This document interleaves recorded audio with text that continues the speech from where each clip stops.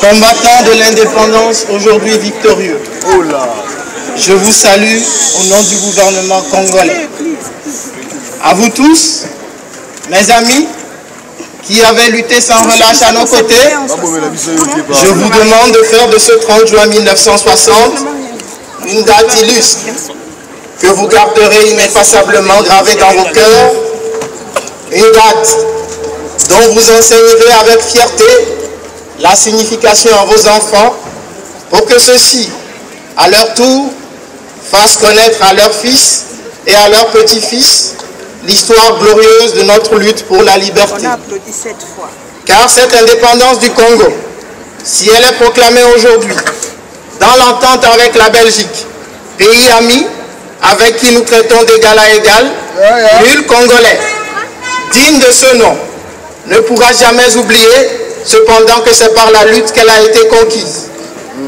Une lutte de tous les jours, une lutte ardente et idéaliste, une lutte dans laquelle nous n'avons ménagé ni nos forces, ni nos privations, ni nos souffrances, ni notre sang.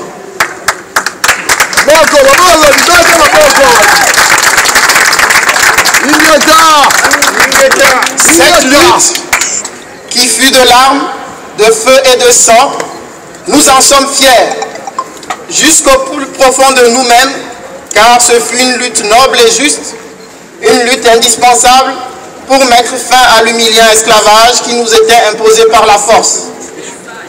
Ce que fut notre sort en 80 ans de régime colonialiste, nos blessures sont trop fraîches et trop douloureuses encore pour que nous puissions le chasser de notre mémoire. Nous avons connu le travail harassant, exigé en échange de salaires qui ne nous permettaient ni de manger à notre faim, ni de nous vêtir ou nous loger décemment, ni d'élever nos enfants comme des êtres chers. Nous avons connu les ironies, les insultes, les coups que nous devions subir matin, midi et soir, parce que nous étions des nègres. Qui oubliera qu'à un noir, on disait tu, non certes comme à un ami, mais parce que le vous honorable était réservé aux seuls blancs. Nous avons connu que nos terres furent spoliées au nom de textes prétendument légaux qui ne faisaient que reconnaître le droit du plus fort. Nous avons connu que la loi n'était jamais la même selon qu'il s'agissait d'un blanc ou d'un noir, accommodante pour les uns, cruelle et inhumaine pour les autres.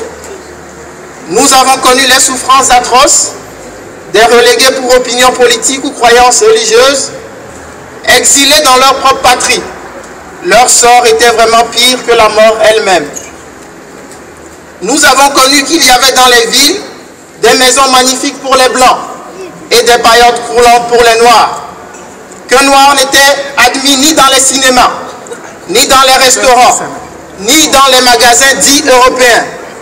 Qu'un noir voyageait à même la coque des péniches au pied du blanc dans sa cabine de luxe. Qui oubliera enfin les fusillades dont périrent tant de nos frères, les cachots dont furent brutalement jetés ceux qui ne voulaient plus se soumettre au régime d'une justice d'oppression et d'exploitation. Tout cela, mes frères, nous en avons profondément souffert. Mais tout cela aussi, nous, que le vote de vos représentants élus a agréé pour diriger notre cher pays, nous qui avons souffert dans notre corps et dans notre cœur de l'oppression colonialiste, nous vous le disons tout haut, tout cela est désormais fini.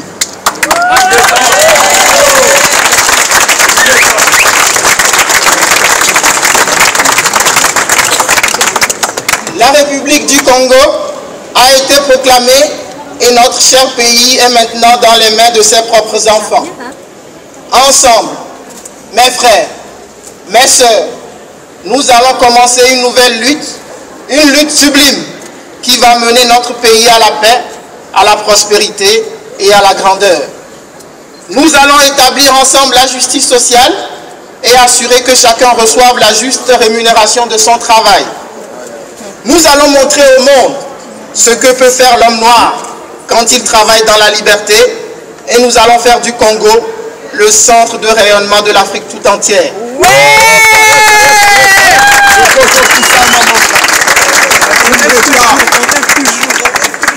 Nous allons veiller à ce que les terres de notre patrie profitent véritablement à ses enfants. Nous allons revoir toutes les lois d'autrefois et en faire de nouvelles qui seront justes et nobles. Nous allons mettre fin à l'oppression de la pensée libre et faire en sorte que tous les citoyens puissent jouir pleinement des libertés fondamentales prévues dans la Déclaration des droits de l'homme. Nous allons supprimer efficacement toute discrimination, quelle qu'elle soit, et donner à chacun la juste place que lui vaudra sa dignité humaine, son travail et son dévouement au pays. Nous allons faire régner non pas la paix des fusils et des baïonnettes, mais la paix des cœurs et des bonnes volontés. Et pour tout cela, chers compatriotes, soyez sûrs que nous pourrons compter non seulement sur nos forces énormes et nos richesses immenses, mais sur l'assistance de nombreux pays étrangers dont nous accepterons la collaboration chaque jour qu'elle sera loyale et ne cherchera pas à nous imposer une politique quelle qu'elle soit. Dans ce domaine, la Belgique, qui, comprenant enfin le sens de l'histoire, n'a pas essayé de s'opposer à notre indépendance, est prête à nous accorder son aide et son amitié. Et un traité vient d'être signé dans ce sens entre nos deux pays égaux et indépendants. Cette coopération, j'en suis sûr, sera profitable aux deux pays. De notre côté, tout en restant vigilants, nous saurons respecter les engagements librement consentis.